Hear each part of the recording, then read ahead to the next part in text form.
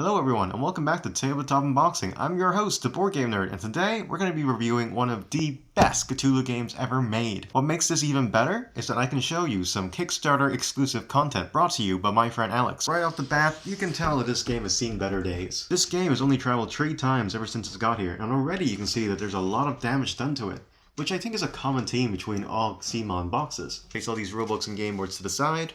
Just in case you think you've been shortchanged, CMON included this little staple to let you know what comes inside the box. Player rings and corruption tokens. There's also a ton of miniatures inside this game to represent the monsters. You can tell just by looking at some of them, they are pretty badass. Like, look at the attention to details on these monsters and how well these guys are printed. You can tell they wanted to give you nightmares with these things. Let's see if I can open up one of these for you.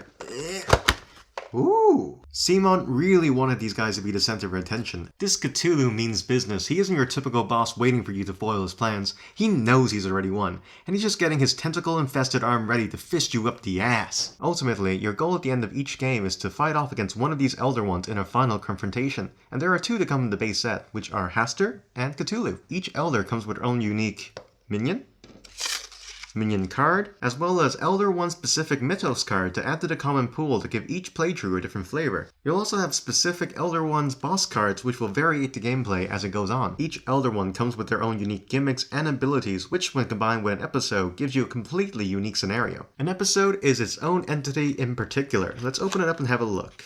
An episode will bring with it its own Mythos cards, gimmicks, as well as enemies, in addition to the ones that the Elder Ones are bringing to the table. You also get a unique map configuration using these map tiles. There are 6 episodes to choose from in the base game, and combined with these 2 Elder Ones, there are 12 unique scenarios to play from. If fighting a literal god wasn't bad enough, each episode requires you to disrupt the ritual before you're even able to deal any damage onto these Elder Ones. During each game, you have a certain number of turns before the Elder One is summoned to the board.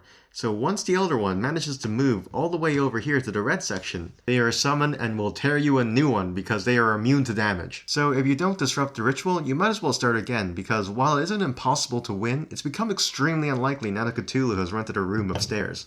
In my defense, this is the only place I could have afforded. That's not as bad as it sounds because bosses don't get really hard until you start peeling off its layers of health. And as you master the mechanics, you'll be able to stop the Elder One way before they'll even come to the board. You didn't hear me wrong, by the way. I actually said layers of health. Much like a video game, every boss has multiple stages and enhancements the closer you get them to death.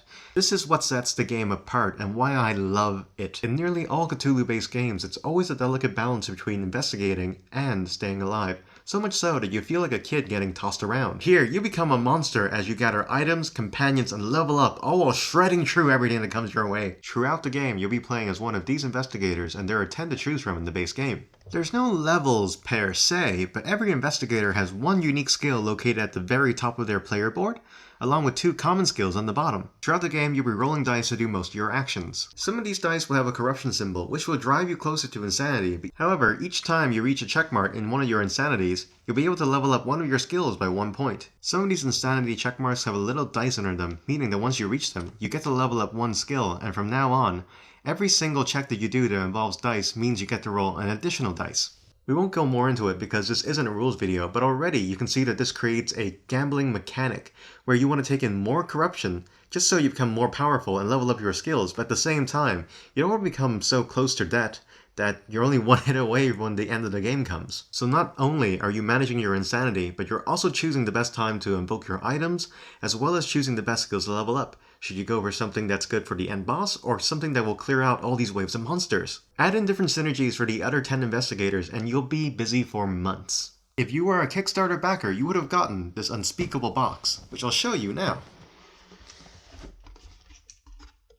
Once again, CMON, please up the quality of your boxes. You get an extra 18 investigators to add to your party, as well as 2 extra Elder Ones, Yogg and Dagon. Yogg is available in stores, however Dagon is exclusive to Kickstarter backers only. You'll also get 3 Kickstarter exclusive episodes only to add to the 6 that you have inside the base game. You'll also get these plastic overlay trays that you can put on top of your character boards to make it easier to track health and HP, While they're not the most sophisticated thing, they are pretty nice to have. It's not quite essential, but more than doubling your roster of characters as well as adding 2 new Elder Ones to fight with makes this game all the more appealing. Now, if you missed the Kickstarter, you can always get the Season 2 expansion, which is available at retail. The game has a lot going for it in terms of replayability, but if you're going to pick something to buy in addition to the core game, I recommend getting the Elder Ones. Having more characters to choose from certainly makes for an interesting roster. However, having more Elder Ones to fight against is just infinitely better. There is one complaint that I would have about this game that I thought I would have but had surprisingly none of, which is story. This is something I'm quite disappointed by because the game has such good gameplay and combat that it begs for a good story to go along with it. You can even unlevel each investigator by saying at the start of each episode that they become less insane due to resting, and thus their skills revert to the base level. If you were searching for a game with an amazing storyline, then you won't find it here. Overall, Dead May Die is a beautiful co-op dungeon crawler that will have you having fun for months. I give it a solid 8 out of 10. Thank you for tuning in to this review. I hope it has helped you decide whether or not you want to play this game. Let me know about your thoughts and feelings towards the game in the comments below, and if you enjoyed this video, please be sure to give it a thumbs up and subscribe for more Board Game Nerd content. Until next time, guys.